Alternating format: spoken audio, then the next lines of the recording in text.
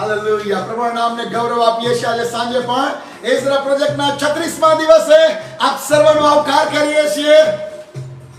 અમારો વિશ્વાસ અને ખાતરી છે આ શિક્ષણ આપને માટે આશીર્વાદનું કારણ બની રહ્યું છે. અરે આ તો જીવતા દેવના વચનો છે.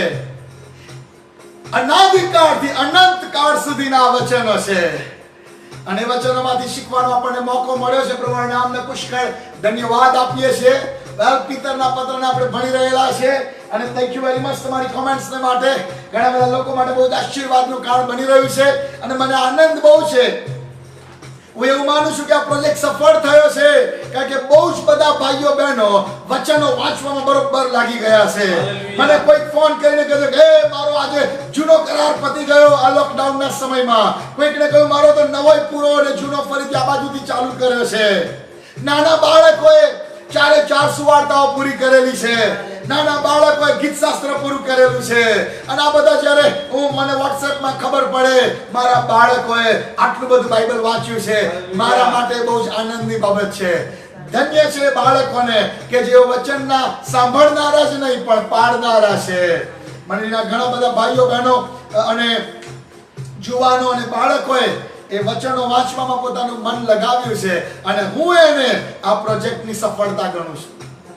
હું એને આ પ્રોજેક્ટની સફળતા ગણું છું. પ્રેઝ ધ લોર્ડ કે આ વચનો સાંભળીને તેઓ બેસી રહ્યા નથી પણ એમના જીવનમાં વચનો વવાયા છે. એક ભૂખ અને તરસ ઊભી થઈ છે અને એનાથી તેઓએ વાંચવાની શરૂઆત કરેલી છે અને આ જે પાયો અત્યારે નંખાઈ રહ્યો છે તેઓ વૃદ્ધ થશે ત્યાં સુધી તેમાંથી તે ખસી જનાર નથી. આમેન. વિશ્વાસ આપણો છે. આજે પણ આપણે પિતરના પત્રને જોઈએ. આપણે બીજો પિતર જોઈ રહ્યા છીએ. ગઈકાલે આપણે એનો પહેલો અધ્યાય જોયો. આજે આપણે એના બીજા અધ્યાયને અને ત્રીજા અધ્યાયને પૂરા કરીશું અને આઈ હોપ કે આપણે યોહાનના પત્રમાં પણ પ્રવેશી જઈશું. રાઈટ. સો આપણે ગઈકાલે જોયું પિતરનો બીજો પત્ર. એ જ પિતર કે જેણે પહેલો પત્ર લખ્યો એ જ પિતર આ બીજો પત્ર લખે છે જે લોકોને લખ્યો છે. પોન્ટસ, ગલાતિયા, કપ્પદોકિયા, આસિયા અને બિથુનિયા એ વિસ્તારના લોકોને. રાઈટ. રોમન પ્રોવિન્સનું જે એશિયા માઇનોર કહેવાય છે એ એરિયાના લોકોને સંબોધીને લખે છે. પત્ર બીજો એ પણ જાણે પિતરને એવું છે કે હવે મરણ નજદીક છે અને મરણ અગાઉ હું એમને વારંવાર યાદ દેવડાવું કે તમારી આશામાં દ્રઢ રહેજો, વિશ્વાસમાં મજબૂતાઈ પકડજો, પકડી રાખજો, અંત સુધી વિશ્વાસુ રહેજો. અને ઉત્તેજન આપતો આ પત્ર એ લોકોને લખે છે અને એના હૃદયની ઈચ્છા હતી કે હું આ માંડવામાં છું ત્યાં સુધી તો તમને યાદ દેવડાવીશ પણ હું ઈચ્છું છું કે મરી જાઉં પછી પણ તમને સતત આ વાતો યાદ દેવડાવવામાં આવે. અને એટલા માટે પિતર આ અજાયબ જેવો પત્ર લખે છે કે જેથી કરીને એના મરણ પછી પણ મંડળી યાદ રાખે કે પિતરનું પ્રકટીકરણ શું હતું. અને આજે 2000 વર્ષ પછી પણ આપણા માટે આ વચનો કેટલા બધા આશીર્વાદનું કારણ બનેલા છે. પિતરે ખાલી હૃદયની ઈચ્છા પ્રગટ કરી એ પહેલા અધ્યાયની 15મી કલમમાં કે હું મરી જાઉં પછી હું ઈચ્છું છું કે તમને યાદ દેવડાવતો રહું. અને દેવે એ વચનની નોંધ લીધી અને દેવે એ પિતરની ઈચ્છા પૂરી કરી આપી. આજે અને જો ખ્રિસ્તના આવતા સુધી પિતર મંડળીને આ વાતો કહેતો રહેશે. હાલેલુયા. યાદ રાખો, નાનામાં નાની બાબત તમે દેવના રાજ્યની વૃદ્ધિ માટે વિચારો છો, પ્રભુ એની નોંધ લે છે.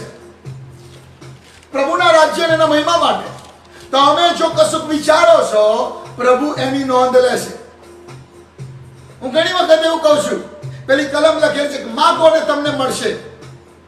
પણ તમે જ્યારે એવી વાતો માંગો છો કે જે બાબતો દેવના મહિમાને સારું છે અને જે આપવાને દેવ આતુર છે, ત્યારે એ બાબતો તો બહુ ખાતરીપૂર્વક છે કે તમને મળશે જ મળશે.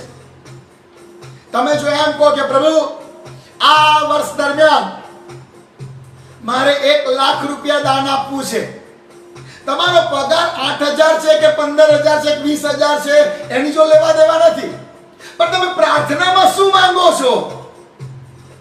તમે પ્રાર્થનામાં તો પ્રભુને કહી શકો છો, પ્રભુ આ વર્ષે મારી એવી ઈચ્છા છે કે હું તમારા રાજ્યની વૃદ્ધિને અર્થે 2 લાખ રૂપિયા આપવા માંગુ છું દશાંશ. પ્રભુ કહેશે બેટા દશાંશ આપવાનું કહી દે તો તારી આવક વધારી લીધી, પણ પ્રભુ એની નોંધ લેશે. તમે એમ કહેશો પ્રભુ મારે તમારા રાજ્યની વૃદ્ધિને માટે આપવું છે, તો પ્રભુ તમને ચોક્કસ આપશે. પિતરે કહ્યું મારી ઈચ્છા છે મરી ગયા પછી હું આ પ્રેક્ટિકલ મંડળીને યાદ દેવડાવતો રહું. પ્રભુએ એની એ ઈચ્છાની નોંધ લીધી અને પ્રભુએ એની ઈચ્છા પૂરી કરી. એવી ઈચ્છાઓ ડેવલપ કરો, એવી ઈચ્છાઓ કરો કે જે પ્રભુના મહિમા માટે, રાજ્યની વૃદ્ધિને અર્થે હોય. ખચિત યહોવા તમારી ઈચ્છાઓને પરિપૂર્ણ કરશે. હવે આપણે બીજા અધ્યાયમાં આવી જઈએ. આપણે પહેલા અધ્યાયમાં જોઈ લીધું કે દેવનું જ્ઞાન અને ખ્રિસ્તમાં વૃદ્ધિ. દેવનું જ્ઞાન અને ખ્રિસ્તમાં વૃદ્ધિ. અને આપણે જોયું કે દેવના સ્વભાવના ભાગીદાર થઈએ, એની સંપૂર્ણતાની પાયરીએ પહોંચીએ માટે ચલો કોને કોને યાદ રહ્યું છે મારી સાથે બોલજો. હલો.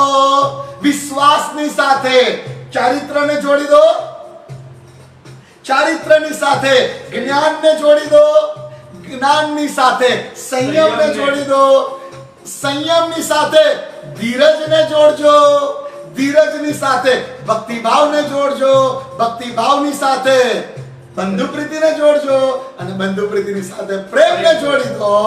અને તમે જાણે કે નિષ્ફળ નહીં જાય, એ બાબતો તમને નિષ્ફળ નહીં જવા દે અને આળસુ કે કાયર નહીં થવા દે. ખ્રિસ્તમાં વૃદ્ધિની આપણે વાતો જોઈ ગયા છીએ અને આવો આજે બીજા અધ્યાયમાં કેટલીક અગત્યની વાતો જોઈએ જે પિતર એ સમયની મંડળીને લખે છે અને આજે પણ એ મંડળીને યાદ દેવડાવવા માંગે છે. હવે બીજા અધ્યાયની પણ પહેલી 3 કલમોની અંદર પિતર યાદ દેવડાવે છે કે ભાઈ પાછલા સમયમાં જૂઠા પ્રબોધકો આવશે.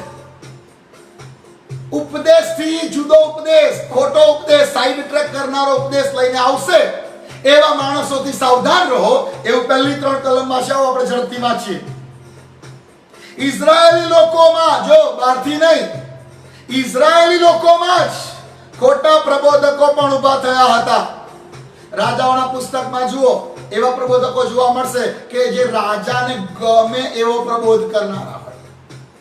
રાજાને ગમે એવો, સાચો નહીં, પવિત્ર આત્મા શું કે છે એવો નહીં, રાજાને ગમે એવો પ્રબોધ કરનારા પ્રબોધકો હતા. ઓકે, અહીં લખ્યું છે ઇઝરાયેલ લોકોમાં ખોટા પ્રબોધકો પણ ઊભા થયા હતા. તેમ તમારામાં પણ, મંડળી મધ્યે પણ ખોટા ઉપદેશકો થશે. તેઓ નાશકારક પાખંડી મતો ગુપ્ત રીતે ફેલાવશે, સિક્રેટ મીટિંગ્સ, અને જે પ્રભુએ તેઓનો ઉદ્ધાર કર્યો તેનો પણ નકાર કરીને પોતાને માથે ઉતાવળે નાશ વરી લેશે. તેઓના ભ્રષ્ટાચાર પ્રમાણે ઘણા માણસો ચાલશે અને તેઓને લીધે સત્યના માર્ગની નિંદા થશે. તેઓ દ્રવ્ય લોભથી, આ જુદો ઉપદેશ કરનારા દ્રવ્ય લોભીઓ હશે. એમનું મન, એમની વિચારધારા ધન સંપત્તિ પર લાગેલી હશે. કપટી વાતો કરનારા હશે. કપટી વાતો બોલીને તમને વેચવાના માલ જેવા કરશે. અને તમને કહું કે અત્યારે બહુ દુઃખદ બાબત એવી છે અમુક આદિવાસી વિસ્તારની મંડળીઓમાં. આદિવાસી વિસ્તારની મંડળીઓમાં એક બહુ દુઃખદ બાબત છે કે પાસ્ટર મંડળીને વેચવા નીકળે છે. આ બહુ કડવી વાસ્તવિકતા છે. એક સંસ્થાના લીડરનો કોન્ટેક્ટ કરે છે, સાહેબ કેમ છો, સારું છે, ફેસબુક પર કોન્ટેક્ટ કરશે, અમારે ત્યાં આવજો, જો આટલા માણસ છે, 100 માણસની મંડળી છે, તમારી સાથે જોડાઈ જઈએ, શું આપશો? અને એ સેવક કહે છે જો ભાઈ અમાર તો આમ છે તેમ છે, હમણાં બજેટ નથી, તો 3000 આપીશું. તો કે સારું. અને પછી બીજાને કોન્ટેક્ટ કરે, તમે કેટલા આપશો? 5 આપશો તો અમે તમારી જોડે, 8 આપશો તો અમે તમારી જોડે. આપણે બોર્ડ બદલતા વારે જ નહીં. થોડાક વખત સુધી પેલા સાહેબની જાય અને થોડાક વખત પછી પેલા સાહેબની જાય. મંડળીને તો વેચવાન માલ જ સમજે છે. 100 જણ મારી જોડ થઈ ગયા, હવે આપણી પ્રોપર્ટી છે, કઈ સંસ્થા વધારે સપોર્ટ આપે એને વેચાઈ જાવ. અફસોસ અને હાય હાય એ જૂઠા ઉપદેશકોને કે જે મંડળીને વેચવાના માલ જેવો ગણે છે. અને પિતર કહે છે કે એવા માણસો ઊભા થશે. સાવધાન રહો. મંડળી એ કોઈ લેવેચનો ધંધો નથી કે કઈ સંસ્થા સારો સપોર્ટ આપે, કઈ સંસ્થા બાઇક લઈ આપે છે, કઈ સંસ્થા મેડિકલ એલાઉન્સ આપે છે, કઈ સંસ્થા ટ્રાવેલિંગ એલાઉન્સ આપે છે. એ બધું જોઈને હું મારી મંડળી એ સંસ્થાને વેચું. નો, ધીસ ઇઝ નોટ બિબ્લિકલ. આ દેવના રાજ્યની રીત પ્રમાણે નથી. પિતર કહે છે વેચવાના માલ જેવા કરશે મંડળીને. એવા ઉપદેશકો ઊભા થશે. સાવધાન રહો, સાવધાન રહો. અને મેં ખાસ કરીને ટ્રાઇબલ વિસ્તારની અંદર બહુ જોવા મળે છે. જો આદિવાસી વિસ્તારના સેવકો સાંભળે છે મને, આ બાબતને ખ્યાલ રાખો, મંડળી દેવની પ્રોપર્ટી છે, એને જુદી જુદી સંસ્થાઓને વેચવાના નીકળશો.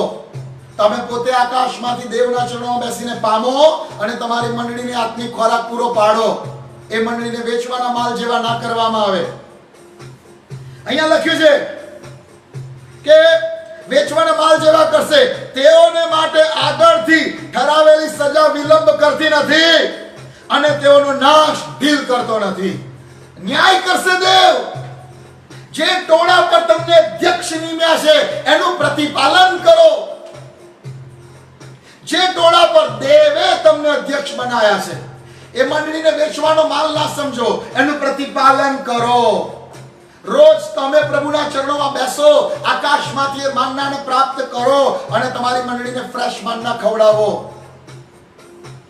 વિઝિટિંગ પ્રીચર્સ આવશે ને જશે, પણ મંડળી, સ્થાનિક મંડળીનો વડીલ એ મંડળી માટે પિતા સમાન છે અને એની જવાબદારી છે કે એના ઘરનાને યોગ્ય ખાવાનું મળે, પૂરતું ખાવાનું મળે, ફ્રેશ ખાવાનું મળે. બહુ જ મહત્વની બાબત છે. એ પિતર બહુ જ સાવધ કરે છે, ચેતવણી આપે છે. અને જો આજથી 2000 વર્ષ પહેલા પાછલા સમયો ગણાયા અને લખવામાં આવ્યું કે જૂઠા પ્રબોધકો આવશે, તો આજે 2000 વર્ષ પછી તો આપણે અંતના સમયની બહુ નજદીક છીએ અને માટે આપણે વિશેષ કાળજી રાખવી જોઈએ. આ વચન બહારનો ઉપદેશ મારે સાંભળવો નથી. આ વચનની બહાર, દેવના ઈરાદાની બહાર લઈ જતું શિક્ષણ કે ફિલોસોફીઓ, એમાં મારે પડવું નથી. પિતર બહુ સાવચેત રહેવાનું કહે છે. ઓકે, 1 થી 3 કલમમાં જૂઠા પ્રબોધકો અને ઉપદેશકો વિશે છે. ત્યાર પછી 4થી કલમમાં કહે છે કે ભાઈ શિક્ષા થશે. એ દૂતોની શિક્ષા થયેલી આપણે વાંચીએ. કેમ કે જે દૂતોએ પાપ કર્યું તેઓને દેવે છોડ્યા નહીં, પણ તેઓને નરકમાં નાખીને ન્યાયકરણ થતા સુધી અંધકારના ખાડાઓમાં રાખ્યા. એ દૂતો જે 24 કલાક પ્રભુની હાજરીમાં ઊભા રહીને દેવનો મહિમા પ્રગટ કરતા હતા, એ દૂતો જો પાપમાં પડ્યા તો મંડળીએ કેટલી કાળજી રાખવાની જરૂર છે. અને એ દૂતોને પ્રભુ શિક્ષા કરે છે. મંડળી, બહુ જ કાળજી રાખવામાં આવે કે તમે સત્યથી આડે અવળે માર્ગે ક્યાંય વળી ના જાઓ. આપણે આ દૂતોની વાતો વધારે યહૂદાના પત્રમાં આવશે ત્યારે શીખીશું, એટલે એને હું અત્યારે વધારે હાઇલાઇટ કરતો નથી. અને પછી આગળ એક બીજા જમાનાને યાદ કરીને કહે છે, ભાઈ નૂહના જમાનામાં પણ એ ન્યાયીપણાના ઉપદેશકનું ના સાંભળ્યું અને એટલા માટે એ સમયના જમાનાના લોક નાશ પામ્યા. વાંચીએ 5મી કલમ. તેમજ દેવે પુરાતન જગતને પણ છોડ્યું નહીં, પણ અધર્મી જગત પર જળ પ્રલય લાવીને ન્યાયીપણાના ઉપદેશક નૂહને તથા તેની સાથેના 7 માણસોને બચાવ્યા. એ જમાનાના લોક ન્યાયીપણાના ઉપદેશકને સાંભળ્યો નહીં. નૂહ પોકારીને કહેતો હતો પણ કોઈને તેનું સાંભળ્યું નહીં. અને આ નૂહ અને એનું કુટુંબ 7-8 જણા ટોટલ બચી ગયા, પણ એ સમયનો આખા જમાનાના તમામ લોકો નાશ પામ્યા. કેમ? ખોટા ઉપદેશ એમને સાચા લાગતા. યહોવા ન્યાય નહીં કરે એ ઉપદેશ એમને સાચો લાગતો હતો. એમને એવું લાગતું હતું કે પ્રભુએ તો માણસ જાતને છોડી દીધી, આપણે માણસ છીએ, આપણને ગમે તેમ તોય કહેલું છે કે આખા જગત પર તું અધિકાર ચલાય, એટલે જગત ઉપર દેવ બનીને જીવો, પોતાને બળવાન કરો, પોતાને શક્તિમાન કરો, હથિયારો બનાવો, બાવડા બળ વધારો, યુદ્ધના સૈનિકો વધારો. એ કોન્સેપ્ટ માણસોના મનમાં હતો. પ્રભુ તો આપણને છોડી દીધા, હવે પ્રભુ કદી મળવા આવવાના નથી, હવે આપણે બળવાન થવું પડશે. એ દ્રષ્ટિકોણથી જીવનારા નૂહના સમયના માણસો હતા. પણ ન્યાયપણાનો ઉપદેશક નૂહ અને એના કુટુંબને બચાવવામાં ખરા ઉપદેશથી ડાબે કે જમણે કદી જશો નહીં. અને આગળ પછી તમે જુઓ તો આગળ એમ લખેલું છે 6 અને 7 કલમમાં લોતની સ્ટોરી છે કે લોતના સમયમાં, અને અહીંયા ગજબની લોતની સાક્ષી જોવા મળે છે. આમ તો જૂના કરારમાં વાંચીએ તો આમ દેખાય કે લોત એને પ્રકટીકરણ મળેલું અને એટલે તેના કાકા જોડે જોડાઈ ગયો. આ લોત ગજબનું કેરેક્ટર છે. દેવે 12મા અધ્યાય ઉત્પત્તિના ઇબ્રાહીમને કહ્યું કે તું તારા બાપનું ઘર અને તારું સર્વસ્વ લઈને નીકળ, હું જે દેશ તને બતાવું તેમાં. અને આ લોત તો ભત્રીજો હતો, એ જોડે થયો, ના કાકા હું તમારા જોડે આવીશ. એટલે પેલો ઇબ્રાહિમ કહે પ્રભુએ મને ના પાડી, બાપનું ઘર મૂકીને જવાનું છે, એટલે હું મારી વાઈફ ને મારું જે છે એ લઈને જઈશ. પેલો લોત કે ના કાકા હું જોડે આવવાનો છે. લોતે એ પ્રતિકરણ મેળવી લીધેલું કે મારા કાકા સાથે યહોવાએ વાત કરી છે, અને માટે યહોવા ખચિત એના આશીર્વાદ દેશે, અને હું આશીર્વાદિત માણસની સાથે રહીશ તો હું આશીર્વાદિત થઈશ. હાલેલુયા. હું આશીર્વાદિત માણસની સાથે રહીશ અને હું આશીર્વાદિત થઈશ. અને એવું થયું ખરું. લોક ઇબ્રાહિમની સાથે ચાલ્યો. ઇબ્રાહિમ તો બહુ સમૃદ્ધ થયો, લોત પણ એની સાથે બહુ સમૃદ્ધ થયો. અને આખરે એટલો બધો સમૃદ્ધ થયો કે એના ઘેટા બકરાને ઢોર ઢાક એટલા વધી ગયા કે ઇબ્રાહિમના ચરાવનારા અને લોતના ચરાવનારા લડવા માંડ્યા રોજ, અને ઝઘડા રોજ થવા માંડ્યા. ઇબ્રાહિમે લોતને બોલાવ્યો, લોત હવે તું બહુ સમૃદ્ધ થઈ ગયો છું, અને મારો ઘેટા બકરાનો વિસ્તાર મોટો છે અને જમીન ઓછી છે, એટલે હવે આપણે ભેગા રહી શકતા નથી. તું જો જમણે જાતો હું ડાબે જાઉં, તું ઉત્તર જાતો હું દક્ષિણ જાઉં. અને લોત કહે ઓકે, અને ઇબ્રાહિમ થી છૂટો પડ્યો, આશીર્વાદ થી છૂટો પડ્યો. અને આખરે એવું થાય છે કે એને બીજા રાજાઓ લૂંટી લે છે અને બંદી બનાવીને લઈ જાય છે. ઇબ્રાહિમ છોડાવવા જાય છે. પણ નવા કરારમાં આ લોતની બહુ ગજબની સાક્ષી છે. નવા કરારમાં આ લોતની બહુ ગજબની સાક્ષી મૂકે છે. જે જૂના કરારમાં એ શબ્દો બહુ નથી મળતા, પણ આ નવા કરારમાં પિતરે એના વિશે ગજબ લખ્યું છે. આવો આપણે વાંચીએ લોત વિશે 6ઠી અને 7મી કલમમાં. અને થનાર અધર્મીઓને ઉદાહરણ આપવા સારું સદોમ અને ગમોરા શહેરોને બાળીને ભસ્મ કર્યા, અને તેઓને પાયમાલ કરીને તેઓને શિક્ષા કરી.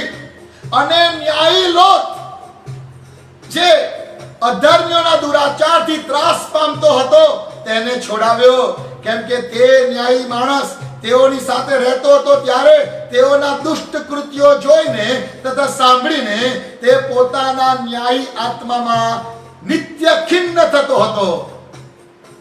કે જે જમાના એ લોકોએ ન્યાયી લોતની વાત નહીં સાંભળી, અને આ લોત તો બહુ દુખી થતો હતો એ દુષ્ટતા અને ભૂંડાઈને જોઈ.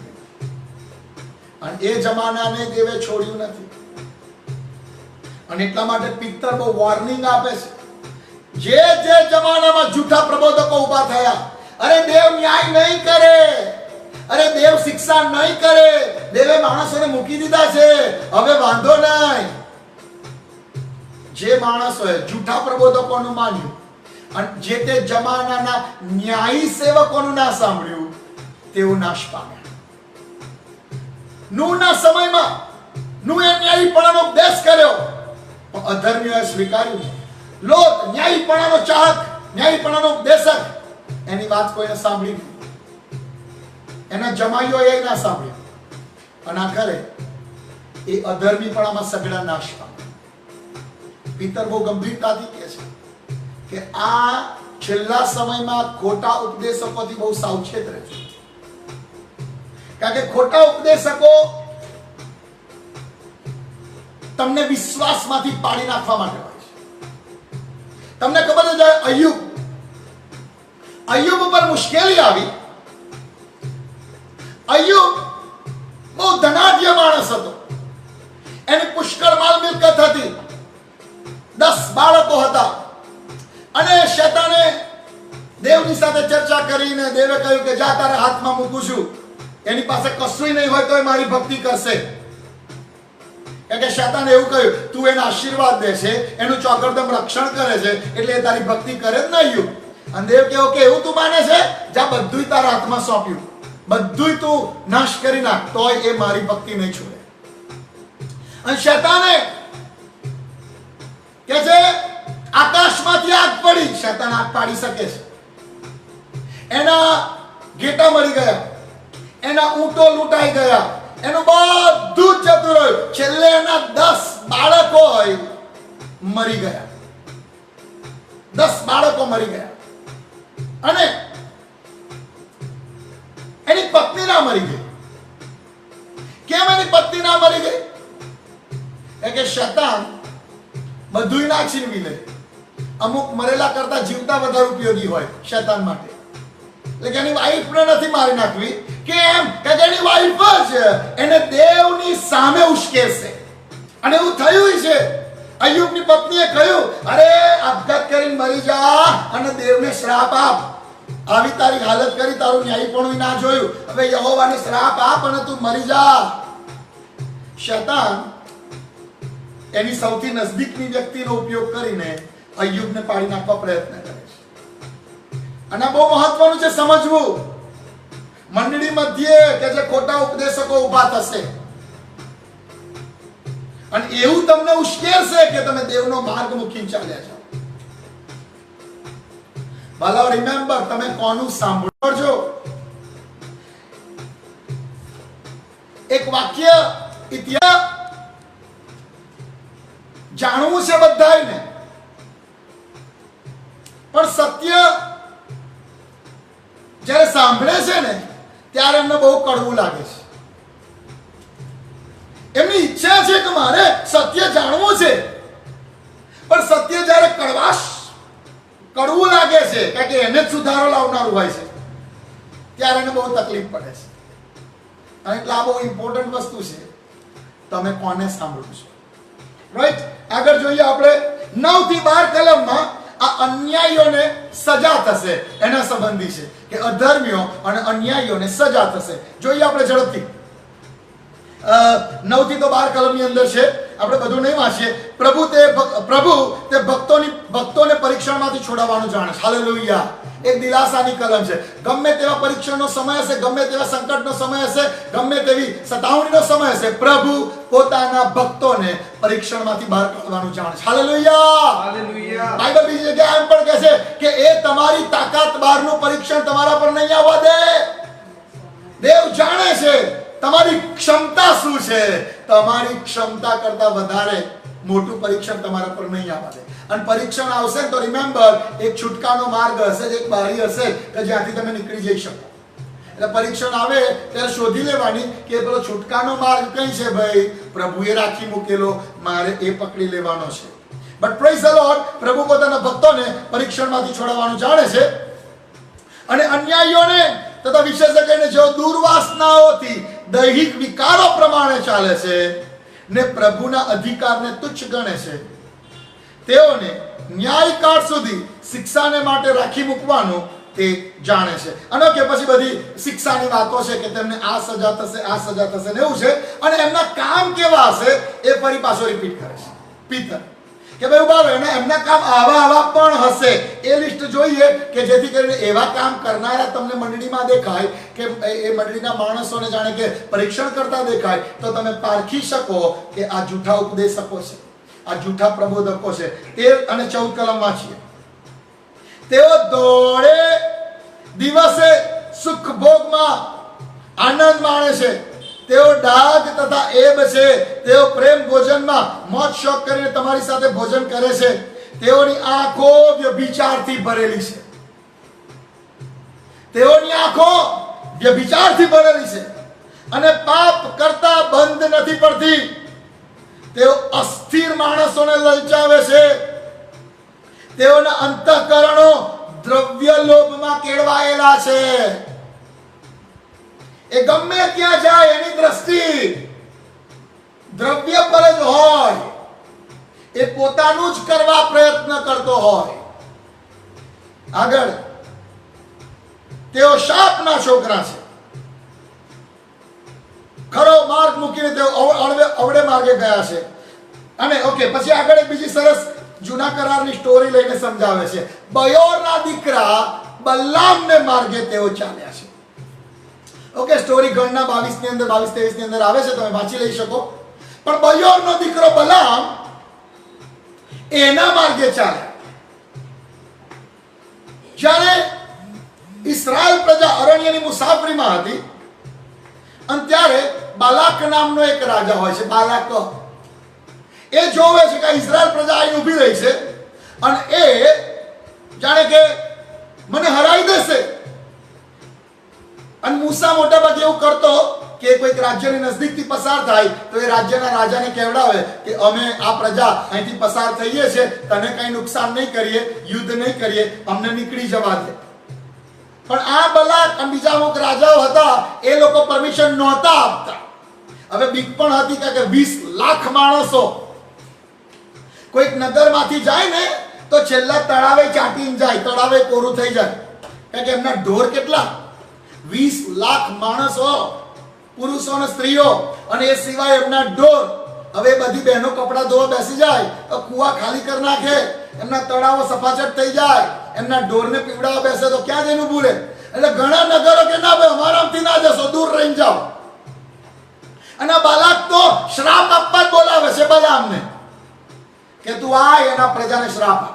અને બલામને જ્યારે કેવડાવે છે, બલામ દેવને પૂછે છે ભાઈ ઉભો રહો તો પ્રભુ કે તો જાઓ. અને પહેલી રાતે પ્રભુને પૂછ્યું, પ્રભુ જાઓ શ્રાપ આપવા.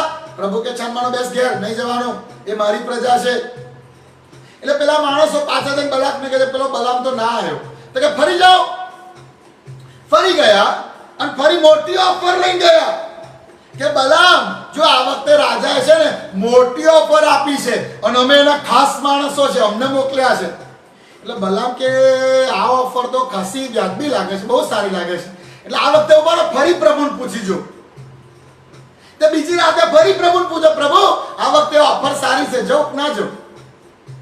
પ્રભુ કે સારું જા. તું મને લાચ લેનારો સમજેશ? તને તો દ્રવ્યનો લોભ છે, તું મને ઈશ્વર નહીં દ્રવ્ય લોભી ગણેશ કે આ વખતે મોટી ઓફર છે એટલે મને પરમિશન આપો. પ્રભુ કે સારું જા. પણ પ્રભુએ મનમાં તો નક્કી કરી નાખ્યું કે આને હું હવે મારી નાખીશ. અને બલામ ગયો અને રસ્તામાં એની ગધેડી, એ તો પ્રભુએ એક દૂતને તો મોકલી દીધો, તલવાર જા પેલાને કાપી નાખજે. પણ એક બાજુ દૂતને મોકલ્યો, પણ પ્રભુ કૃપાળુ છે. ફરી પાછું પ્રભુને એમ થયું કોઈક રીતે પ્રબોધકને બચાવી લેવાતો હોય તો બચાવી લો. અને પ્રભુએ કૃપા કરી અને ગધેડીને વાચા ફૂટી. અને ઘણીવાર કૃપા થતી હોય ને તો એ સેવક ગુસ્સે થાય, ગધેડીને ફટકારે. એટલે ભાઈ આ ગધેડી બોલે છે ને તને, એ તો કૃપા થઈ છે તારા પર, તો પાછો ગુસ્સે થાય, તું પાછી સામે બોલસ. અને પછી આખરે એને ખબર પડે છે આ તો મને મારી નાખવા માટે દૂતને મોકલે છે. પણ આ બલામ ઓકે, પછી પ્રભુ કહે છે હવે જા, વાંધો નહીં, ગયો છું તો જાય છે. અને પ્રભુ એના મુખમાં આશીર્વાદ જ મૂકે છે અને 3 વાર આશીર્વાદ જ આપે છે. પણ પ્રોબ્લેમ એ થાય છે કે બાલાકે આ બલામને શ્રાપ આપવા બોલાયો. અને બલામને ઊંડે ઊંડે તો ઈચ્છા હતી કે શ્રાપ આપું અને મને મોટો માલ મળે, એ લઈને ઘેર જાઉં, તો આખી જિંદગી મારે મિનિસ્ટ્રી ફર્સ્ટ ક્લાસ ચાલે. પણ થયું એવું કે પ્રભુએ તો ઇઝરાયેલીઓ માટે બલામના મોંમાં આશીર્વાદ જ મૂક્યો. ફરી બીજા શિખર પર ગયા, 7 બલિદાન આપ્યા અને ફરી શ્રાપ આપવા તૈયાર થયો બલામ, અને પ્રભુએ તો આશીર્વાદ જ મૂક્યો. એટલે પેલો બાલા કે યાર કરે શું તું? તો કે જો મેં તો કહ્યું પ્રભુ મૂકશે જ બોલીશ. અને ત્રીજી વાર તો બલામને ખબર છે પ્રભુ આશીર્વાદ જ આપવા માંગે છે, એટલે હાથ ઊંચા કરી સીધો આશીર્વાદ આપે છે કે આ પ્રજા તો એના દુશ્મનોને કબજે કરશે. એટલે બલાક કહેવા આપણી વાર્તા પૂરી. પણ તોય અંદર અંદર બલામને એક વસ્તુ હતી કે આ બાલાકને મદદ તો કરવી જ છે. અને જતા જતા એક સલાહ આપતો જાય છે. અને એ સલાહ એ દ્રવ્ય લોભના કારણે, ગમે તેમ મને દ્રવ્ય તો મળવું જ જોઈએ, એ દ્રવ્ય લોભના કારણે બલાકને સલાહ આપે છે. અને બહુ ભયંકર બાબત બની જાય છે. ઇસ્રાયેલ આગળ પાપની ઠોકર મૂકે છે બલામ, અને એટલા માટે એ બલામ એ યુદ્ધમાં મરી જાય છે. એવું કહે છે બાલાકને કે જો એક કામ કરો, તમે વિદેશીઓ છો ને, ઇઝરાયલ પ્રજા છે, યહોવાના ખાસ લોક છે, તમારી દીકરીઓ અમને એમના દીકરાઓ જોડે પરણાઈ દો, અંદર અંદર લગ્ન થવા દો. દેવે તો એમને ના પાડી છે વિદેશીઓ જો લગ્ન નહીં કરવાના, પણ તમારી દીકરીઓ સુંદર છે, એમને મોકલો અને એમના દીકરાઓ જોડે પરણવા દો. અને એ લોકો અશુદ્ધ થશે તો દેવ એમને મૂકી દેશે. એ પ્રજા અશુદ્ધ થઈ જશે, દેવ એમને છોડીને ચાલ્યો જશે, દેવ છોડી જશે તો પછી એમને હરાવવા સહેલા છે. અત્યારે હરાવવા અઘરા છે, દેવ એમના પક્ષમાં છે. દેવ નહીં હોય તો તેઓ માઈકાંગલા છે, આવડા આઈ નામના શહેર સામે હારી જાય એવા છે. અને આ સલાહને લઈ બાલાક એવું કર્યું ખરું, અંદર અંદર લગ્નો થયા અને યહોવાનો કોપ સળગી ઉઠ્યો, ભયંકર મરકી થઈ અને ફિનહાસે જઈને પેલા 2 જણને મારી નાખ્યા અને મરકી બંધ થઈ. લાંબી સ્ટોરી તમે ગણના 22 ની અંદર વાંચી લઈ શકો. પણ આ પિત્તર યાદ કરે છે કે આવા પ્રબોધકો છે. ત્રણ વાર યહોવાના નામે પ્રબોધ કર્યો, ત્રણ વાર યહોવાના નામે આશીર્વાદ દીધો. અને કેવો પ્રબોધક હશે કે રાતે જેવો અન્ય ભાષા બોલવા બેસે, પ્રભુને પૂછે અને પ્રભુ તરત જ જવાબ આપે છે. આ તો ગજબનો પ્રબોધક કહેવાય. જેવો પ્રભુના ચરણોમાં બેસે પ્રભુ જવાબ આપે છે, નહીં જવાનું. અને તોય અનાજ્ઞાંકિત થઈને આ જાણે પ્રભુ લાંચ લેશે એમ બીજી વાર એને પૂછ્યું અને પ્રભુએ જાણે એને કહ્યું સારું જા, અને એક મારવા માટે દૂત મોકલી અને તોય કૃપા કરી કે મરી ના જવો જોઈએ. ગધેડીની આંખો ખોલ નાખી. ઘણી વખત પ્રબોધક એવું જ માનતો હોય કે મને જ બધું દેખાય, પણ પ્રબોધકની આંખો બંધ થઈ ગઈ હોય, ગધેડાની આંખો ખુલી ગઈ હોય. પણ પ્રબોધક તો પાછું ગધેડાનું માને નહીં. તું મેમ્બર કહેવાય, તારી વાત હું ના સાંભળું કે હું પ્રેરિત છું, હું પ્રબોધક છું, મને દેખાય એ જ ખરું. રિમેમ્બર, તમે કોનું સાંભળો છો? પિત્તર બહુ ગજબની વાતો જૂના કરારની યાદ કરીને કહે છે કે કાળજી રાખો, ન્યાયીપણાના ઉપદેશકનું સાંભળો, આ ન્યાયીપણાના શિક્ષણને વળગી રહો, કારણ કે પાછલા દિવસોમાં એવા આવશે જુઠ્ઠું બોલનારા અને જાણે ભમાવનારા, ખોટો ઉપદેશ કરનારા પ્રબોધકો કે સેવકો, અને એવાઓથી તમે સાવધાન રહેજો. દ્રવ્ય લોભીઓ હશે. ત્યાર પછી 17 થી 19 કલમોમાં તેઓના કામ કેવા હશે ફરી રિપીટ કરે છે. અને આ સારું કર્યું છે પિત્તરે. વારે ઘડીએ તેઓ આવા કામ કરશે, ઓળખી જજો. આવા કામ કરશે, ઓળખી જજો. અંદૂર રહેજો, સાવચેત રહેજો. શું લખ્યું છે 17 થી 19 માં? તેઓ પાણી વગરના ઝરા જેવા તથા તોફાનથી ઘસડાતી ધુમર જેવા છે. તેઓને સારું ઘોર અંધકાર રાખી મૂકેલો છે. જો અહીં લખ્યું છે તેઓ પવનથી ઘસડાતી ઘુમર જેવા છે. એમનું કોઈ ડોક્ટ્રિનલ સ્ટેન્ડ ના હોય, એમનું કોઈ સૈદ્ધાંતિક પાયો ના હોય. પવન જેમ જાય એમ જાય. આજે ભાજપમાં તો કે ભાજપમાં, કાલે કોંગ્રેસમાં તો કે ના હવે તો આમ આદમી પાર્ટીમાં, તો કે ના હવે તો શિવસેનામાં. એમનું કોઈ સ્ટેન્ડ ના હોય. હું દાખલો આપવા કહું છું. એમનો કોઈ સિદ્ધાંત ના હોય. અમુક માણસો એમના જીવનમાં સિદ્ધાંત પ્રમાણે જીવનારા હોય. ધારો કે એમનો સિદ્ધાંત હોય કે હું જૂઠું નહીં બોલું, હું અન્યાય નહીં કરું, તો એ મરી જવા તૈયાર થાય પણ અન્યાય ના કરે તો ના જ કરે. ધારો કે હું લાંચ નહીં લઉં, તો એ લાંચ ના જ લે, ભલે એની નોકરી ચાલી જાય, ભલે એની 10 વાર ટ્રાન્સફર થાય. આ સાચા કિસ્સામાંથી હું તમને કહું છું. 10 વાર ટ્રાન્સફર થાય તો 6 થાય, પણ હું લાંચ નહીં લઉં તો નહીં જ લઉં. એનો જીવનનો સિદ્ધાંત એ સિદ્ધાંત. એમ ખ્રિસ્તી જીવન એ ખ્રિસ્તી જીવનના પાયા પર બંધાયેલું છે. અને પિત્તર કહે છે આજે જૂઠા સેવકો હશે ને, એમનો કોઈ પાયો નહીં હોય. એ પોતાનો સ્વાર્થ આ મંડળીમાં પૂરો કરવા જશે, પછી મહિનો 6 મહિના વર્ષ રહ્યા, આ મંડળીમાં આપણો સ્વાર્થ પેલું અંદરની પેલી ગુપ્ત ઈચ્છા પૂરી નહીં થતી, તો કે સારું બીજી મંડળી આપણે, પછી બીજીમાં તો કે અહીંયા પૂરું નહીં થતું, હવે ત્રીજીમાં. તેઓ પવનથી આમ તેમ ઢસડાતા ધુમર જેવા હશે. એમનું પોતાનું કોઈ સ્ટેન્ડ નહીં હોય. વાલાઓ યાદ રાખો, પિત્તર બહુ સ્પષ્ટપણે કહે છે કે આવા માણસો ઊભા થશે અને એમનાથી તમે સાવચેત રહેજો. આગળ કહે છે 18, કેમ કે જેઓ ભ્રમણામાં પડ્યા છે, તેઓમાંથી જેઓ મુક્ત થવાની તૈયારીમાં છે, તેઓને, એટલે કે અમુક લોકો છે કે જે એવી ભ્રમણા પડી ગયા અને બહાર આવવાના જ છે પણ નબળા છે, એમને પાછા એમાં પાડે છે.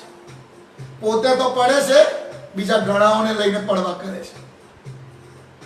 ઓકે, અને બધું છે આગળ તમે વાંચી શકો 18મી કલમમાં કે તેઓ ખાલી બડાઈની વાતો કહીને દૈહિક વિષયોથી તથા ભ્રષ્ટાચારથી મોહ પમાડે છે. તેઓને તેઓ સ્વતંત્રતા મળવાનું વચન આપે છે, પણ પોતે પાપના દાસ છે. એમ કહે છે ભાઈ બંધનમાં નહીં રહેવાનું, કે આ અધીનતા તો બંધન કહેવાય, બંધનમાં નહીં રહેવાનું. આપણે તો ફ્રીડમ જોઈએ કે જ્યાં ઈચ્છા થાય ત્યાં જવાનું. પણ કહે છે તેઓ પોતે પાપના દાસ છે. પોતે સ્વતંત્ર થવા ચાહે છે ખરા, આત્મિક અધિકાર નીચે રહેવા નહીં માંગતા, પણ કહે છે તેઓ પોતે પાપના દાસ થઈ જાય છે. અને લખ્યું છે 19મી કલમમાં, કેમ કે માણસને જે કંઈ જીતે છે તે જ તેને પોતાનો દાસ કરી લે છે. આપણને એમ થાય કે એક ફળ ખાઈ લીધું એમાં શું? નો, શૈતાનની આજ્ઞા માની એટલે હવે માણસ તું શૈતાનનો દાસ થઈ ગયો. જ્યારે દેવે માણસને બનાવ્યા પૃથ્વી પર ત્યારે એને રાજા બનાવેલો. હાલેલુયા. એને રાજા બનાવેલો કે આદમ આખી પૃથ્વી પર તું રાજા છું, બધા પર તારે અધિકાર ચલાવવાનો છે, પ્રાણીઓ પર, પક્ષીઓ પર, બધું, everything is under your control. તું એના પર અધિકારી છું. ઓન બિહાફ ઓફ મી, મારા બદલે તું અધિકાર ચલાવજે, મારા બદલે તું રાજા. પણ જેવું આદમ રાજાએ શૈતાનનું માન્યું, આખી માણસ જાત અને માણસને મળેલા અધિકારો બધા શૈતાનના હાથમાં આવી ગયા. અને એટલા માટે બાઇબલમાં જેમ લખવામાં આવ્યું છે, આ જગતના અધિકારી. એટલે એને કોણે બનાવ્યો? માણસે બનાવી દીધો. દેવે માણસને અધિકારી બનાવેલો, માણસે એનું માની અને શૈતાનને અધિકારી બનાવી દીધો. અને એટલે શૈતાન આ જગતનો અધિકારી બની ગયો. એની તાકાત શું કે ઈસુની આઈને એમ કે તું મારા પગે પડી મારું ભજન કર તો હું આખી પૃથ્વીના રાજ્યો તને આપી દઉં. આ તને કોણે અધિકારી બનાવ્યો? તો શૈતાન કે મને બનાવ્યો. આદમ રાજાએ એના બધા અધિકાર મને આપી દીધા કે એને મારી વાત માની, એને મેં એને જીત્યો છે, એટલે હવે એ મારો દાસ છે. અને એટલે જૂના કરારના બધા જ આત્માઓ, ઈસુના બલિદાન આપતા સુધીના બધા જ આત્માઓ એ શૈતાનના કંટ્રોલમાં, શૈતાનની જેલમાં હતા. અને ઈસુએ મરણ પામ્યા પછી એ પુનરુત્થાન પામ્યા, 3 દિવસ દરમિયાન એ ઊંડાણમાં ઉતર્યો અને બંદીવાનોને છોડાવીને પોતાની સાથે આકાશમાં લઈ ગયો. હાલેલુયા. આ બહુ અજાયબ પ્રકટીકરણ છે, પણ આ કલમ કે છે જે તમને જીતે છે ને તમે એના દાસ થઈ જાવ છો. તમે શૈતાનનું માનો તો તમે શૈતાનના દાસ થઈ જાવ છો. ધ પ્રેઝ ધ લોર્ડ કે ઈસુએ ક્રોસ પર પાપને હરાઈને, નિયમ શાસ્ત્રને હરાઈને, શૈતાનને હરાઈને એ બધો માણસે ગુમાવેલો અધિકાર પાછો મેળવી લીધો. અને પછી માણસને એમ કહ્યું, માણસ ચાલ જોઈએ છે અધિકાર, તો કે હા, 50મા દિવસે રેડી દીધો પાછો. પવિત્ર આત્મામાં એ ઓથોરિટી આપણને પાછી મળે છે. પણ હવે માણસ તું શૈતાનનું માને તો પાછો એનો દાસ થવા જાય છે. અને એટલે પછી પિતર કહે છે, ધોયેલી ભૂંડણ કાદવમાં આળોટવા જાય એવું તમે ના કરશો. જો વાંચીએ, આપણે આગળ લખ્યું છે, એમને શિક્ષા થશે 20મી કલમથી. કેમ કે આપણા પ્રભુ તથા તારના ઈસુ ખ્રિસ્તને ઓળખીને એમની એકવાર ઓળખ પામ્યા પછી જો તેઓ જગતની મલિનતાથી છૂટીને પાછા તેમાં ફસાઈને હારી ગયા તો તેઓની છેલ્લી દશા પહેલાના કરતા બુરી થશે. સત્ય જાણ્યું, વચન સાંભળ્યું, દેવની ઓળખ પ્રાપ્ત કરી અને પાછા જગતની મલિનતામાં ગયા તો પહેલા જે ભૂંડી હાલત હતી ને એના કરતા હવે વધારે ખરાબ ભૂંડી હાલત થશે. અને બહુ ગંભીર સિદ્ધાંત છે. પહેલા બધું બહુ ધન સંપત્તિ ભેગી કરી, જૂઠું બોલ્યા, કશોય વાંધો નતો આવતો. દેવની ઓળખ પામ્યા પછી પિતરની આગળ જૂઠું બોલવા ગયા ને કે અમે આટલી જ કિંમતમાં ભોંય વેચી છે, ત્યાં પડી મરી ગયા. Praise the lord. એટલા ખતરનાક ન્યાયના દિવસોમાં આજે આપણે નથી જીવતા. આજે તો બહુ જ કૃપા છે ભાઈ કે તાત્કાલિક મરણ નથી આવતું. Praise the lord. એ અજાયબ કૃપાને માટે. બટ રિમેમ્બર, ફરીથી શૈતાનને તમારા અધિકારો સોંપી દેશો નહીં. તમે એનું માનો છો અને બધા અધિકારો ચાલ્યા જાય છે. અને એટલા માટે પિતર આગળ લખે છે, જો 21મી કલમમાં, કારણ કે એકવાર ન્યાયીપણાનો માર્ગ જાણ્યા પછી તેઓને જે પવિત્ર આજ્ઞા આપવામાં આવી તેથી પાછા ફરવું એ કરતા તેઓ તે માર્ગ વિશે અજાણ્યા રહ્યા હોત તો કેવું સારું, તો સારું થાત. અજાણ્યા રહ્યા હોત તો સારું થાત. જાણ્યા પછી તમે જો પાપમાં ગયા, જાણ્યા પછી તમે એ મલિનતામાં ગયા. અને એટલે પછી પાછળ લખે છે, પણ કૂતરું પોતાની ઓક તરફ અને ધોયેલી ભૂંડણ કાદવમાં આડોટવા સારું પાછા જાય છે. આ કહેવત તો ખરી છે અને તે પ્રમાણે તેઓનું વર્તન થયું છે. કૂતરું પોતાની ઓક તરફ. કૂતરાને કશું ખાધું હોય અને એના પેટમાં પચે નહીં તો એ વોમિટ કરી દે. એને ખબર છે કે આ વસ્તુ મારા પેટમાં પચતું નથી. એને ખબર છે કે આ વસ્તુ મારા પેટમાં બગાડ કરે છે. અને પ્રભુએ શરીરના ગોઠવેલા નિયમ પ્રમાણે એ બહાર નીકળી ગયું છે. એ નુકસાન, એ તકલીફ બહાર નીકળી ગઈ છે, તોય એને જ ચાટવાનું પાછું છે. તમને ચિત્રી ચડે, પણ ખ્રિસ્તી જીવનમાં ઘણા લોકો એવું કરતા હોય છે. જેમ કૂતરું પોતાની ઓખ તરફ અને ધોયેલી ભૂંડણ કાદવમાં આડોટવા જાય છે, એવા ઘણા ખ્રિસ્તીઓ થયા છે. વેલ, ત્રીજા અધ્યાયમાં આપણે આવી જઈએ. ત્રીજા અધ્યાયમાં પ્રમાણે લખેલું છે, પહેલી 2 કલમમાં ચેતવણી આપે છે, સાવધાન. જૂના કરારના પ્રબોધકો બોલ્યા છે, હાલ નવા કરારના પ્રેરિતો બોલે છે. હાલેલુયા. જૂના કરારના પ્રબોધકો દ્વારા દેવે એ જમાનાના લોક સાથે વાત કરી. આ નવા કરારમાં દેવ એના પ્રેરિતો દ્વારા વાત કરે છે. આમેન. હાલેલુયા. હાલેલુયા. જો વાંચીએ આપણે શું લખ્યું છે, વાલો હવે આ બીજો પત્ર હું તમારા ઉપર લખું છું અને બંને પત્રોથી તમારા નિર્મળ મનોને ચેતવણી આપીને સાવધ કરું છું. ચેતવણી આપું છું અને સાવધ કરું છું. પવિત્ર પ્રબોધકો દ્વારા અગાઉ જે વચનો કહેવામાં આવ્યા હતા તેઓનું પ્રભુ અને તારનારે તમારા પ્રેરિતોની મારફતે આપેલી આજ્ઞાનું તમે સ્મરણ કરો. પ્રબોધકોની વાતો જૂના કરારમાં હતી, પણ હવે નવા કરારમાં ઈસુ આપણા તારનારે નવા કરારના પ્રકટીકરણો એના પ્રેરિતો દ્વારા સ્થાપન કર્યા છે. આમેન. હાલેલુયા. આ એપોસ્ટોલિક મિનિસ્ટ્રી એ બહુ ઇમ્પોર્ટન્ટ મિનિસ્ટ્રી છે મંડળી માટે. Yes, praise the Lord. ઘણી મંડળીઓને ઘણા લોકો એ સેવાની અવગણના કરે છે કે એ સેવાની ગંભીરતા સમજતા નથી. પણ હું તમને કહું કે અત્યારે મારો એ વિષય નથી, કોઈ લંબાણપૂર્વક તમને કહું, પણ દેવના ઈરાદાની બ્લુપ્રિન્ટ ની સમજ દેવ એને આપે છે. Yes, amen. એને ખબર પડે છે. એક માણસ એની પાસે આવે છે ને ઓળખે છે, ઓ તું તો સુથાર છું અને તારે દેવના ઘરમાં આ જગ્યાએ કામ કરવું જોઈએ. એ દેવના ઈરાદાને, ઓવરઓલ પરમેશ્વરના ઈરાદાને સમજે છે અને માણસોના જીવન માટેના પરમેશ્વરના ઈરાદા નહીં સમજે છે. Yes, amen. આ બહુ જ મહત્વની સેવા છે. જૂના કરારમાં દેવ પોતાનો મર્મ એના પ્રબોધકો દ્વારા પ્રગટ કરતો હતો. નવા કરારમાં દેવ એની ઈચ્છાનો મર્મ એના પ્રેરિતો દ્વારા પ્રગટ કરે છે. આમેન. અને બાઇબલ નવો કરાર આખો લખાયો બધા પ્રેરિતોનું જ લખાણ છે. આમેન. જે પ્રેરિત ના હોય એવું એક પણ લખાણ નવા કરારમાં સામેલ કરવામાં આવ્યું નથી. એપોસ્ટોલિક મિનિસ્ટ્રી દ્વારા જ લખાયેલું હોવું જોઈએ. ધેટ વોઝ ધ જાણે કે ક્રાઇટેરિયા. જ્યારે નવો કરાર ભેગો કરવામાં આવ્યો ત્યારે કયા પત્રોને સામેલ કરવા? એ કાઉન્સિલ ઓફ કાર્થેજ, પવિત્ર આત્માથી ભરપૂર લોકોએ બધી મંડળીઓમાં જે પ્રેરિતોના પત્રો અને પ્રેરિતોના લખાણો દેવના લખાણ તરીકે સ્વીકૃત થઈ ગયેલા, કાયમ જેને વાંચવીને અધ્યયન કરવામાં આવતું હતું, એવા લખાણો ભેગા કર્યા અને બધા પ્રેરિતોના લખાણ છે. આ એક બહુ ઇમ્પોર્ટન્ટ સેવા છે અને આજની મંડળીને એવા ગજબના પ્રકટીકરણોથી ભરપૂર પ્રેરિતોની જરૂર છે.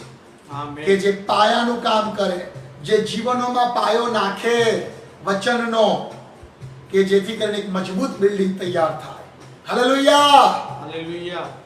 આગળ 3 થી 7 કલમમાં અગેન રિપીટ કરે છે કે છેલ્લા સમયમાં અધર્મીઓ આવશે અને તમે કાળજી રાખજો.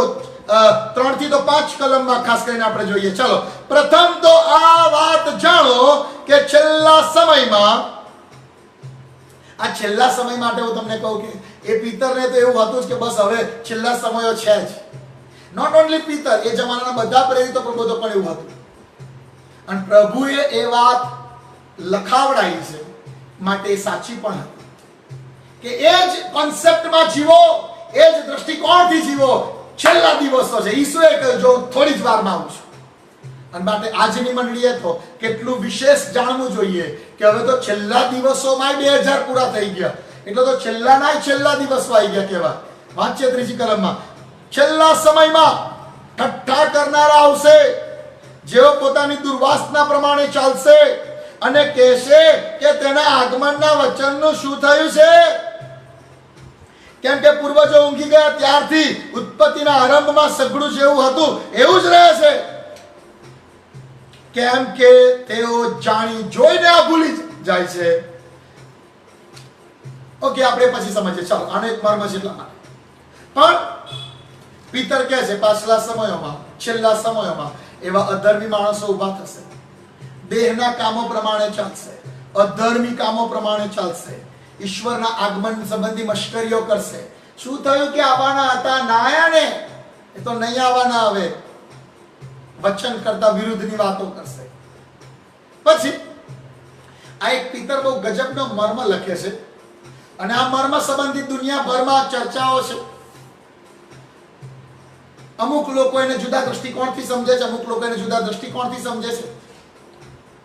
હું એને એક દ્રષ્ટિકોણની સાથે સહમત છું, એ તમને સમજાવું છું. બીજા દ્રષ્ટિકોણને તમે માનો તો હું એવું નહીં કહું તમે ખોટા છો, પણ આ એક બહુ ગજબનો દ્રષ્ટિકોણ છે બાઇબલનો. સમજીએ આપણે. 5મી કલમ, કેમ કે તેઓ જાણી જોઈને આ ભૂલી જાય છે કે દેવના શબ્દે કરીને આકાશો પ્રથમથી હતા અને પૃથ્વી પાણીથી તથા પાણીમાં બાંધેલી હતી. તેથી તે વેળાનું જગત પાણીમાં ડૂબીને નાશ પામ્યું. હવે તમે ક્રોસ રેફરન્સ જોશો તો તમને મળી જશે ઉત્પત્તિ 7, 8, 9 નૂહના જળ પ્રલય સંબંધીની આ વાત છે. પણ બહુ મોટો વર્ગ એવું માને છે કે આ જે કલમ લખી છે 5મી કલમ, કેમ કે તેઓ જાણી જોઈને આ ભૂલી જાય છે કે દેવના શબ્દ કરીને આકાશો પ્રથમથી હતા. આકાશો પ્રથમથી હતા અને પૃથ્વી પાણીમાં અને પાણીથી બાંધેલી હતી. આ આદિની વાત કરવામાં આવી છે. ઉત્પત્તિના પહેલા અધ્યાયની અંદર પહેલી કલમમાં જે છે, આદિએ દેવે આકાશ અને પૃથ્વી ઉત્પન્ન કર્યા. કદાચ ત્યારની આ વાત છે. પહેલા અધ્યાયમાં તો બીજી કલમમાં લખ્યું અને દેવનો આત્મા પાણી પર હાલતો થયો, કારણ કે પૃથ્વી પાણીમાં બાંધેલી હતી. સો ઉત્પત્તિના પહેલા અધ્યાયમાં જે છે, આદિએ દેવે આકાશ તથા પૃથ્વી ઉત્પન્ન કર્યા અને પૃથ્વી પાણીમાં ને પાણીથી બાંધેલી હતી. સો ઘણા લોકો એવું કહે છે કે આ નૂહના સમયના જળ પ્રલયની જ વાત છે અને પ્રેઝ ધ લોર્ડ, એ સાચું હશે. હું એને ખોટું છે એવું તો નથી જ કહેતો, પણ આપણે એક દ્રષ્ટિકોણમાં પણ માનીએ છીએ કે આદિએ દેવે આકાશો અને પૃથ્વી ઉત્પન્ન કર્યા. હવે દેવ પૃથ્વી ઉત્પન્ન કરે તો ભંગાર ઉત્પન્ન ના કરે. દેવના શબ્દથી ઉત્પન્ન થયેલી પૃથ્વી અસ્તવ્યસ્ત અને ખાલી કે ભંગાર ના હોય. અને એટલા માટે ઉત્પત્તિ 1:1 અને ઉત્પત્તિ 1:2 પહેલી ને બીજી કલમની વચ્ચે ઘણા વર્ષોનો સમય હોઈ શકે છે. દેવના શબ્દોથી જો આકાશો મહિમાવંત ઉત્પન્ન થયા તો પૃથ્વી પણ મહિમાવંતી જ ઉત્પન્ન થયેલી. અને એટલા માટે અત્યારના સાયન્ટિસ્ટ એમ કહે છે કે 6 કરોડ વર્ષ જૂની પૃથ્વી છે. 5 કરોડ વર્ષ જે કહેતા હોય બધું સાચું હોઈ શકે છે. આપણે જાણતા નથી ડાયનાસોરનો યુગ, પણ અહીંયા પિતર એમ કહે છે એ જગત નાશ પામે. કેમ નાશ પામે? આકાશમાં લ્યુસિફર અને દૂતોએ બળવો કર્યો અને એમને પૃથ્વી પર નાખી દેવામાં આવ્યા અને એઓએ આ પૃથ્વીને અસ્તવ્યસ્ત અને ખાલી કરી નાખી. અને પછી પ્રભુએ કહ્યું અજવાળું થાવ અને રિસ્ટોરેશનની ઈસુએ શરૂઆત કરી. આમેન. હાલેલુયા. હાલેલુયા. સો રિસ્ટોરેશન મૂવમેન્ટ કોઈ માણસોએ ઊભી કરેલી નથી. એના ફાઉન્ડર એન્ડ ડાયરેક્ટર કોઈ માણસને આપણે એનું ગૌરવ લેવા માંગતા નથી કે મેં એ સંસ્થા ચાલુ કરી, રિસ્ટોરેશન મૂવમેન્ટ ઈસુએ ચાલુ કરી. Amen. અસ્તવ્યસ્ત અને ખાલી પૃથ્વી પર દેવનો ઈરાદો પૂરો કરવા, દેવનો જે ઈરાદો હતો કે આ પૃથ્વી મારા મહિમાથી ભરપૂર હોવી જોઈએ, પણ અત્યારે અસ્તવ્યસ્ત અને ખાલી છે. દેવે એને રિસ્ટોર એટલે પુનઃસ્થાપિત કરવાની શરૂઆત કરી. દેવે કહ્યું અજવાળું થાવ, અને ત્યારથી રિસ્ટોરેશન મૂવમેન્ટ ચાલુ થયું. દેવે જે દર્શન આપ્યું ત્યારે તો પ્રભુએ મને ખાલી એટલું કહ્યું કે ભાઈ તારે કશું નવું કરવાનું નથી, ઓલરેડી જે ચાલતું આવેલું છે એ આ જમાનામાં એ જ કામમાં જોડાઈ જાઓ અને આગલી પેઢીને પાસ ઓન કરી દેજો. બાકી રિસ્ટોરેશન મૂવમેન્ટ એના ચાલુ કરનાર કે એના ઓથર કે એના ફાઉન્ડર એ તો પ્રભુ ઈસુ પોતે છે. હાલેલુયા. પણ આનંદો અને હરખાવ કે આપણે રિસ્ટોરેશન મૂવમેન્ટના લોકો છીએ. Amen. ઓકે. પણ એ વેળાનું જગત પાણીમાં ડૂબીને નાશ પામ્યું, પણ હમણાંના આકાશ તથા પૃથ્વી એ જ શબ્દોથી ન્યાયકાર તથા અધર્મી માણસોને નાશના દિવસ સુધી રાખી મૂકેલા છતાં બાળવાને સારું તૈયાર રાખેલા છે. હવે આ બધા અમુક દ્રષ્ટિકોણ આપણે સમજવા પડશે. આ પૃથ્વીને બાળવાની છે. એક વસ્તુ યાદ રાખો, જો એને બાળીને નાશ જ કરવાનો હતો તો શા માટે માણસને બનાવીને એને પોતાના મહિમાથી ભરવાનું આયોજન દેવે કર્યું? આ બધા પ્રોફેટિક દ્રષ્ટિકોણ સમજવાની જરૂર છે. ઈસુએ એવું કહ્યું આ પૃથ્વી પર આવીને, હું શાંતિ કરાવવા આવ્યો નથી, આગ નાખવા આવ્યો છું. અને આગ નાખી તો કઈ નાખી? પવિત્ર આત્માની આગ નાખી 50મા દિવસે. સો સમજવાની જરૂર છે. જો આ પૃથ્વી બાળી જ નાખવાની હોય, સળગાઈ જ દેવાની હોય, તો પછી એ ભૂમિમાંથી માણસ બનાવી અને એના પર અધિકાર આપવાનો અર્થ જ ના રહ્યો. આ તો દેવનો ફ્લોપ શો થઈ ગયો કહેવાય. કે પ્રભુએ નક્કી કરેલું કે હું પૃથ્વીને પાછી મારા મહિમાથી ભરપૂર કરું, પણ બહુય મથ્યા, માણસને બનાવ્યો, બહુય ટ્રાય કર્યો, પોતે માણસ બની ગયા, મરીએ ગયા, પણ તોય પ્રભુને પછી મેળ ના ખાધો એટલે પૃથ્વી હળગાઈ દીધી. આ રોંગ કોન્સેપ્ટ છે. હબ્બાકુક 2:14 કહે છે જેમ સમુદ્ર પાણીથી ભરપૂર છે એમ આખી પૃથ્વી યહોવાના મહિમાના જ્ઞાનથી ભરપૂર થશે. Hallelujah. એ મહિમાથી ભરપૂર થવાની છે. Amen. એને કઈ સળગાઈ નહીં દેવાની, Praise the Lord. એ કઈ નાશ નથી પામવાની. Hallelujah. એ પ્રબોધપૂર્ણ દ્રષ્ટિકોણ છે. Amen. એમ લખ્યું છે કે એ પૃથ્વી પર આકાશમાંથી ઉતરે છે અને અહીંયા એનું રાજ્ય સ્થાપન થશે. આપણને પ્રાર્થના એવી કેમ શીખાડી કે જેમ આકાશમાં એમ પૃથ્વી પર તમારું રાજ્ય આવો. Hallelujah. એ ઈચ્છે છે કે જેવું આકાશમાં મારું રાજ્ય છે એવું આ પૃથ્વી પર મારું રાજ્ય સ્થાપન થઈ જવું જોઈએ. Amen. મેં મારું રાજ્ય મારા દીકરા આદમને સોંપ્યું, પણ એને પાપ કરીને ગુમાવી દીધું, એટલે મારે માણસ બની જવું પડ્યું, બધું રિસ્ટોર કરવું પડ્યું. પણ અલ્ટિમેટ ઈરાદો તો એ જ છે કે મારું રાજ્ય જેવું આકાશમાં છે એવું પૃથ્વી પર હોય. Amen. પૃથ્વી મેં જ્યારે બનાવી ત્યારે મારા મહિમાથી ભરપૂર હતી. શૈતાનને નાખી દેવામાં આવ્યો છે. એણે આ પૃથ્વી નામના ગ્રહને અસ્તવ્યસ્તને ખાલી કર્યો, પણ પ્રભુનો ઈરાદો છે મારે પાછી પૃથ્વીને મારા મહિમાથી ભરપૂર કરી દેવાની છે. આ બહુ મોટો મર્મ છે. આ રિસ્ટોરેશનનો બહુ મોટો મર્મ છે અને બહુ લાંબુ શિક્ષણ છે. આશરે 20 કલાકનું શિક્ષણ છે કે દેવનો સનાતન ઈરાદો. કેમ પૃથ્વી પર જ માણસ? દેવ શું કરવા માંગે છે? અને વાલા વાત સમજવું બહુ જરૂરી છે. ઘણી વખત તકલીફ એ છે કે માણસોને ખબર જ નથી કે દેવે પૃથ્વી શા માટે બનાવી, શા માટે માણસને પૃથ્વી નામના ગ્રહ પર જ મૂક્યો, શા માટે માટીમાંથી જ બનાવ્યો. અને ઘણી વખત શું મોટા ભાગે માણસને દેવનો ઈરાદો જ ખબર નથી. એવો જન્મ્યો કેમ એ જ ખબર નથી, એટલે એ ખબર નહીં પડતી જીવવાનું કેમનું. હું જન્મ્યો કેમ એ ખબર નથી, એટલે એ ખબર નહીં પડતી જીવવાનું કેમનું. એટલે બધાને જોયા કરે, બધા શું કરે તો કે બધા ભણે તો કે મારે ભણવાનું, બધા લગ્ન કરે મારે લગ્ન કરવાનું, બધા બાળક હોય મારે બાળક હોય, બધા નોકરી કરે હું નોકરી કરું, પછી બધા કરે એમ જીવે. બટ રિમેમ્બર, ખાસ હેતુ સાથે તમને આ પૃથ્વી પર જન્માવવામાં આવ્યા છે. Amen. દેવનો ઈરાદો પૂરો કરવાને માટે. Praise the amen. Lord. Hallelujah. એટલે આ બાળવાની વાતો પ્રભુ આ પૃથ્વીને નષ્ટ કરી નાખશે એ બધું ભૂલી જાઓ. આ પૃથ્વી દેવના મહિમાથી ભરાવાની છે. આમેન. આપણે ગીત તો ગાયું 2 દિવસ પહેલા, પૃથ્વી હરખાય, હાલેલુયા. પૃથ્વી હરખાય. જુઓ જુઓ આ પૃથ્વી કેવી રે હરખાય, હાલેલુયા. મહિમાના વસ્ત્રો પહેરીને કેવી રે મલકાય. આ બહુ ઇમ્પોર્ટન્ટ છે, સમજીએ. આપણે પેલું વાંચીએ છીએ કે પૃથ્વીને બાળવા માટે તૈયાર કરેલી છે. હા, બાળશે પ્રભુ. ઈસુએ આવીને કહ્યું, હું તો આગ નાખવા આવ્યો છું.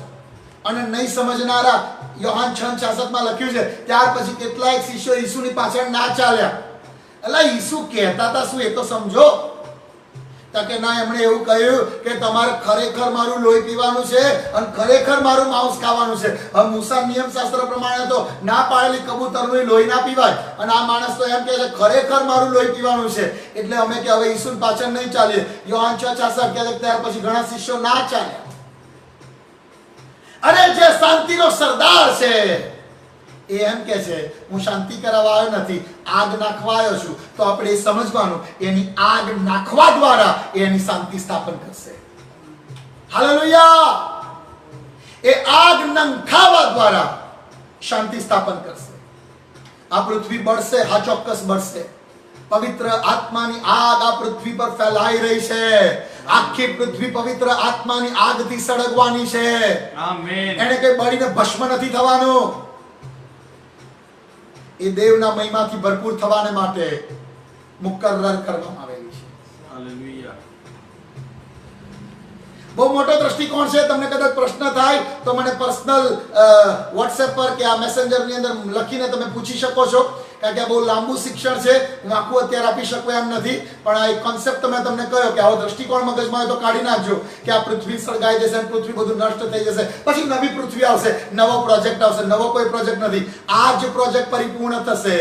આદમ માણસ આ પૃથ્વી પર અધિકારી અને રાજા થશે.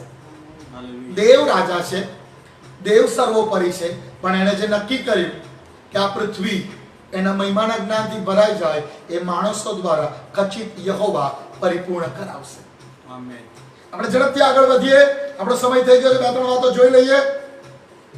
ઓકે, સો 8 થી 10 કલમની અંદર લખે છે કે પ્રભુ એના વચન સંબંધી વિલંબ નહીં કરતો ભાઈ, એ કૃપા કરી રહ્યો છે. એવું ના માનશો કે એ તો કઈ ગયો થોડી વારમાં આવું, પણ આવતા તો છે નહીં. ઓ ભાઈ, એ તો તમારા પર કૃપા થઈ છે. શું લખ્યું છે? બહુ ગજબની કલમ લખી છે. જુઓ 8મી કલમથી, પણ વાલાઓ આ એક વાત તમે ભૂલી ન જાઓ કે પ્રભુની નજરમાં એક દિવસ હજાર વર્ષોના જેવો અને 1000 વર્ષો એક દિવસના જેવા છે. વિલંબનો જેવો અર્થ કેટલાક લોકો કરે છે, તેમ પ્રભુ પોતાના વચન સંબંધી વિલંબ કરતો નથી ભાઈ. પણ કોઈનો નાશ ન થાય, પણ સગળા પશ્ચાતાપ કરે એવું ઈચ્છીને પ્રભુ તમારા વિશે ધીરજ રાખે છે. હાલેલુયા. હાલેલુયા.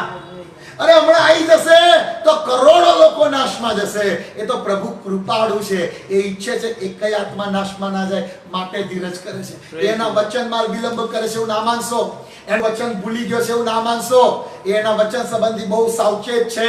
આકાશ ને પૃથ્વી જતા રહે સહેલું છે, પણ દેવનું વચન નિષ્ફળ નહીં જાય. હાલેલુયા. દેવ ઈચ્છે છે કે બધા તારણ પામે. અને પ્રેઝ ધ લોર્ડ કે પ્રભુ આપણા માટે ધીરજ ધરે છે. આપણા માટે ધીરજ ધરે છે. હાલેલુયા. એમના નામને હોજો. આગળ જોઈએ 11 થી 13 કલમમાં કહે છે જૂનું જતું રહેશે, નવું થશે. હવે અહીંયા પેલું બધું લખેલું છે કે પૃથ્વીના તત્વો બળી જશે, પૃથ્વીના તત્વો ઓગળી જશે. આ પૃથ્વીના તત્વો ઓગળી જશે એટલે તમે શું માનો છો? લોખંડ અને ચાંદી અને પિત્તળ ને બધું ઓગળી જશે એવું માનો છો? જગતના તત્વો ઓગળી જશે. બધો બહુ મોટું સબ્જેક્ટ છે, એમાં આપણે અત્યારે આગળ વધતા નથી. પણ એક રિમેમ્બર, પૃથ્વી એના મહિમાથી ભરપૂર થવા માટે છે. આમેન. પૃથ્વી એ દેવના ગૌરવથી ભરપૂર થશે જ થશે. આમેન. એટલે પુનર્નિયમમાં તો એમ લખ્યું છે હું જીવું છું એ જેટલું વાસ્તવિક છે એટલા જ વાસ્તવિકપણાથી આ પૃથ્વી મારા મહિમાથી ભરપૂર થઈ જશે. આમેન. ઓકે, 14મી કલમમાં કહે છે વાટ જુઓ અને નિર્દોષ રહો. 14મી કલમ આપણે વાંચીએ. એ માટે વાલાઓ એઓની વાટ જોઈને તમે તેની નજરે નિષ્કલંક અને નિર્દોષ થઈને શાંતિમાં રહેવાની યત્ન કરો. ઈસુ આવશે, એ ધીરજ ધરી રહ્યા છે, પણ તમે તો પોતાને નિષ્કલંક રાખો. બાઇબલ કહે છે એનું આવું ચોરની જેમ થશે, ક્યારે આવશે તમને ખબર નહીં પડે.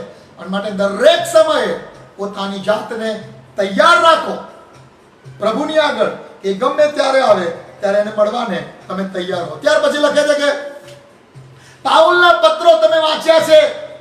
પાઉલે તમારા પર લખ્યું છે. શું લખ્યું છે? 15મી કલમમાં. અને આપણા પ્રભુનું ધૈર્ય એ તારણ છે એમ માનો. આપણા વાલા ભાઈ પાઉલે પણ એને અપાયેલી બુદ્ધિ પ્રમાણે તમને એ જ પ્રમાણે લખ્યું. સો પાઉલે પણ આ મંડળીઓને પત્ર લખ્યો છે.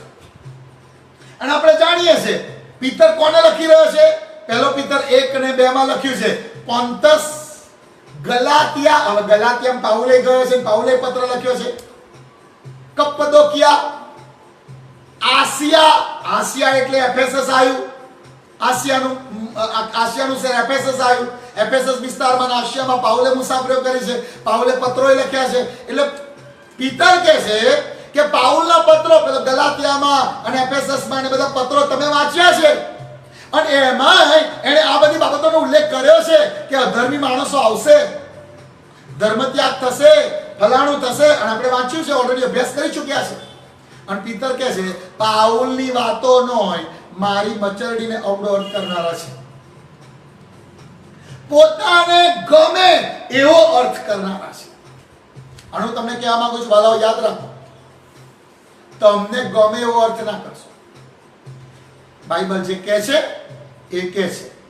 મારી મચરડીને અવળો અર્થ ના કરશો. ના એકચ્યુઅલી આવું તો ના જ હોય, કારણ કે આવું તો કોઈથી ના થાય. વેલ, તમારથી ના થાય એટલે કોઈથી ના થાય એમ ના કહેશો.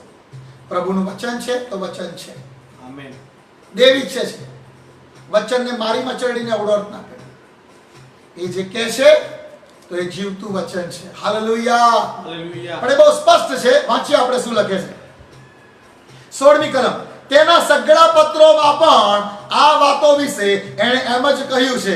તે પત્રોમાં કેટલીક વાતો સમજવાની અઘરી છે, અને જેમ બીજા લેખોનો તેમ એ વાતોનો પણ અજ્ઞાન તથા અસ્થિર માણસો પોતાના નાશને સારું મારી મચરડીને અવળો અર્થ કરે છે. જો બાઇબલનો અર્થ કોઈ મારી મચરડીને અવળો કરે તો બાઇબલ એમ કહે છે કે પોતાના નાશને સારું કરે છે. અને રિમેમ્બર, દેવના વચનોની સાથે રમત ના થાય. અને છેલ્લે પછી 17 અને 18 કલમમાં કહે છે સાવધ થાવ, સ્થિર થાવ અને વધતા જાઓ. 17-18 માટે વાલાઓ, તમે અગાઉથી ચેતીને સાવધ થાવ કે અધર્મીઓની ભૂલથી ખેંચાઈ જઈને તમે તમારી સ્થિરતાથી ન ડગો, પણ આપણા પ્રભુ તથા તારનાર ઈસુ ખ્રિસ્તની કૃપામાં તથા જ્ઞાનમાં તમે વધતા જાઓ. તેને હમણાં તથા સદા સર્વકાળ મહિમા હો. આમેન. આમેન. કેટલો ગજબનો પત્ર. પીતર એ જમાનાની મંડળીને કહે છે આવા માણસો આવશે. જૂના કરારની વાતો યાદ કરે કે જો આવું આવું થયેલું, એ બધાને દેવે શિક્ષા કરી, આ લોકોને દેવ શિક્ષા કરશે. અને માટે કાળજી રાખો, તમે કયા સેવકોની ના શિક્ષણમાં ચાલો છો, તમે કયા વચનોમાં ચાલો છો. ન્યાયીપણાના ઉપદેશકની પાછળ ચાલજો. અન્યાયીપણું, કપટ, વાસના, લાલસા, દ્રવ્યલોભ એમાં ચાલતા માણસોની પાછળ કદી ચાલશો નહીં. પીતર બહુ સ્પષ્ટપણે કહે છે સાવધ રહો, ચેતવણી આપે છે. સાવધ રહો આ પ્રકારના શિક્ષણથી અને આ પ્રકારના લોકોથી. બસ બીજો પીતર આપણે પૂરો કર્યો છે. આવતીકાલે આપણે યોહાનનો પહેલો પત્ર જોઈશું. કદાચ હવે આપણી પાસે 3 જ દિવસ રહ્યા છે, ગુરુ, શુક્ર અને શનિ. ખબર નથી લોકડાઉન લંબાય છે કે કેવું લંબાય છે કે કેવા નિયમો આવે છે, પણ એટલીસ્ટ આ શનિવારે આપણો છેલ્લો દિવસ હોય તો હું પ્રયત્ન કરીશ કે જેટલું મેક્સિમમ પૂરું થાય. હવે પત્રો તો યોહાનના પત્રો નાની નાની ચિઠ્ઠીઓ છે, બીજો ત્રીજો તો, અને યહૂદા એક જ અધ્યાય છે, ફટાફટ પતી જશે. પ્રકટીકરણ મને બધા બહુએ કહ્યું છે કે સાહેબ થોડું કંઈ સમજાવી દેજો, અને હું ચોક્કસ પ્રયત્ન કરીશ કે એટલીસ્ટ એક દિવસે પ્રકટીકરણને આપી શકું તો એને એટલીસ્ટ ઓવરઓલ ખ્યાલ તમને આપી દઉં, જેથી કરીને તમે એને વધારે સારી રીતે સમજી શકો. પ્રભુની ઈચ્છા પ્રમાણે થાવ એમ આપણે કહીએ છીએ. પણ આનંદ થાય છે કે પ્રભુએ આપણને આટલું બધું શીખવાની કૃપા આપી, અને મારો વિશ્વાસ છે કે તમે આ શિક્ષણથી આશીર્વાદિત થયા છો. તમારી કોમેન્ટ્સ લખશો, તમારા લાઇક્સ આપશો, અને અમારી પ્રાર્થના છે કે આ વચનો સમજવાને દેવનો આત્મા તમને સહાયને મદદ કરે. આમેન. પ્રભુની શાંતિ, પ્રભુની કૃપા અને પ્રભુની ભલાઈ આપ સર્વની સાથે બનેલી રહે. God bless you all. Amen. Amen.